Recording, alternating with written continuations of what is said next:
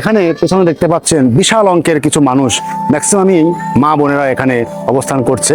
তারা প্রত্যেকেই এখানে আছে তাদের মনের মানসকামনা করার জন্য। বিশাল সারিবদ্ধভাবে তারা সবাই এখানে নামাজরত অবস্থায় তারা এই মুহূর্তে আছে, প্রার্থনা তারা ব্যক্ত করছেন। কারো মনে আকাঙ্ক্ষা, কারো মনে কষ্ট, সব কিছু নিয়ে তারা এখানে বসেছে। তারা হয়তোবা ভাবতেছে তাদের মনের যে মানসকামনা, সেটা হয়তোবা তারা এখানে বসলে, আকাঙ্ক্ষা করলে, প্রার্থনা করলে সেটা হয়তোবা পূর্ণ হবে। সেই আশায় তারা দীর্ঘক্ষণ ধরে এখানে বসে সারিবদ্ধভাবে প্রার্থনা করছে।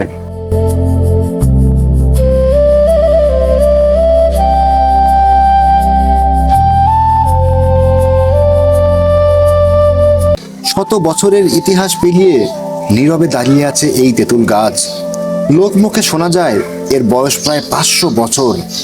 বাদলবাড়ি মাজারের এই প্রাচীন গাছ এটা শুধু গাছ নয়, এটা যেন অগণিত মায়ের আশা, কান্না আর প্রার্থনার সাক্ষী। এই মাজারে আসছি, যে আমার ছেলেটা হাঁটা শেখে না, তো এই জায়গা নিয়ে আসলে একটু একটু হাঁটা শিখতেছে কেবল। মানে এই হাঁটা শেখার কাজটা কি এখানে আসার পরে হয়েছে? হ্যাঁ। মানে এখানে মানত করেছিলেন বা? জি। এরপরে কাজ হয়েছে? হ্যাঁ, এখানে মানত করছি, এই জন্যই হাঁটা শিখতেছে ছেলে। তাই?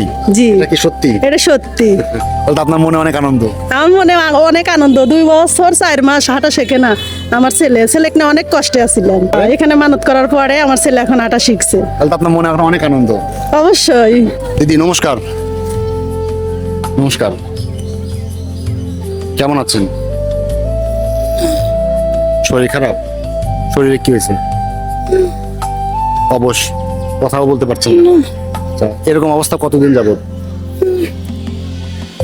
4 মাস। আচ্ছা আচ্ছা। হাসপাতালে ছিলেন? না। কোনো চিকিৎসা নেন নাই? না। তার মানে এখানেই শুধু আসছেন। এই পৃথিবীতে যেমন 800 কোটি মানুষ আছে, ঠিক তেমনি এই পৃথিবীতে অনেক রকমের মত এবং মতাদর্শ কিন্তু আছে। যে মতাদর্শ বা যে বিশ্বাসী আপনি হন না কেন, অন্য একজনের বিশ্বাসকে কিন্তু আপনাকে অবশ্যই শ্রদ্ধা জ্ঞাপন করতে হবে। এটাই সহনশীলতা, এটাই সহমর্মিতা।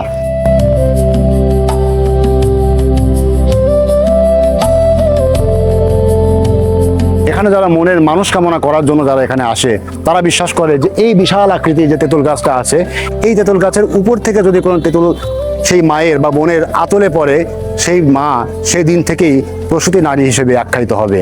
আর এইরকম সন্তান লাভের আশায় দূর দূরান্ত থেকে মায়েরা, বোনেরা এই গাছের নিচে আসে এবং তারা তাদের মনস্কামনা ব্যক্ত করে। কারো কারো মনস্কামনা পূর্ণ হয়, কেউ কেউ হয়তো বা এখান থেকে খালি হাতেই ফিরে চলে যায়। নিঃসন্তান ছিলেন কত বছর? 4 বছর। কি এমন করছিলেন এখানে এসে, তারপরে যে আপনার কোলজুড়ে এত সুন্দর একটা বাচ্চা আসলো?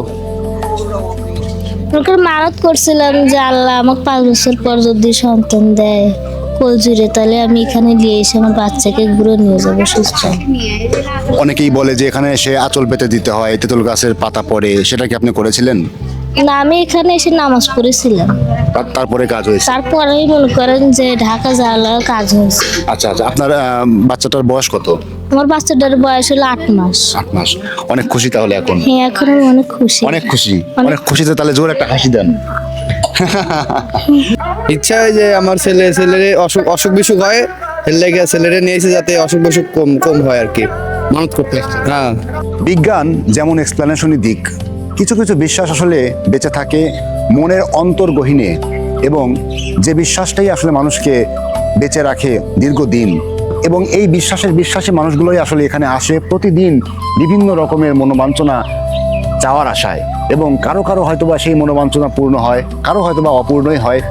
কিন্তু যে বিশ্বাসটা মানুষ এখানে করে এখানে আসে, সেই বিশ্বাসটাকে আমাদের অবশ্যই সম্মান জানানো উচিত, শ্রদ্ধা জানানো উচিত।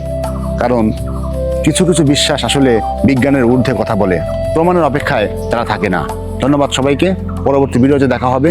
সে পর্যন্ত সবাই ভালো থাকেন, সুস্থ থাকেন, নিরাপদে থাকেন এবং আমার পরবর্তী ভিডিওর জন্য অপেক্ষা করবেন। Thank you.